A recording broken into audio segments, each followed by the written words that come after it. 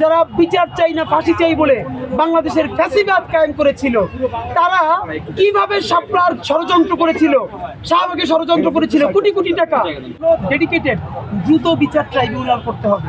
সেই ট্রাইব্যুনালের মাধ্যমে 90 দিনের মধ্যে মামলা নিষ্পত্তি করতে হবে এবং যদি কেউ মিথ্যা ধর্ষণ মামলা করে তাহলে তাকেও আইনের আওতায় আনতে হবে। আমাদের দ্বিতীয় ছিল যে বাংলাদেশকে অস্থিতিশীল করার জন্য বর্তমানে যেই শাহবাগীরা যেই কার্ডটা খেলছে, এই অস্থিতিশীল করবার জন্য গতকালকে নিরস্ত্র পুলিশের উপরে যারা বর্বর হামলা করেছে এবং বাংলাদেশকে নতুন করে একটা থ্রেটের মধ্যে নিয়ে যাচ্ছে, তাদেরকে সেই লাকি গংদেরকে যারা শাহবাগের কসাই তাদেরকে অতি দ্রুত গ্রেপ্তার করে বিচারের মুখোমুখি করতে।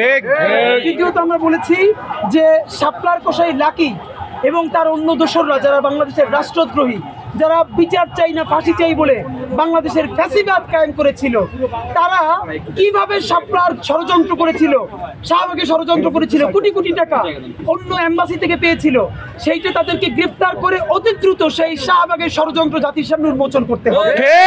চতুর্থত আমরা বলেছি, আপনারা জানেন শাপলা নিয়ে একটা কমিশন, পিলখানা নিয়ে কমিশন হলেও এখন পর্যন্ত শাপলা নিয়ে কিন্তু কোনো কমিশন হয় নাই। আমরা জানি পিলখানাও আমাদের, শাপলাও আমাদের, কিন্তু পিলখানার কমিশন হলেও শাপলার কমিশন হয় নাই। আমরা দাবি জানাচ্ছি জাতিসংঘকে অন্তর্ভুক্ত করে পিলখানা এবং শাপলার জন্য বিচারিক তদন্ত কমিশন গঠন করে অতি দ্রুত তার বিচার কার্যক্রম শুরু করতে হবে।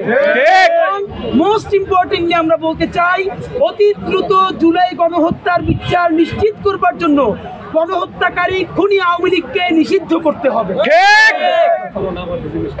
শরীফ ওসমান হাদি, মুখপাত্র, ইনকিলাব মঞ্চ।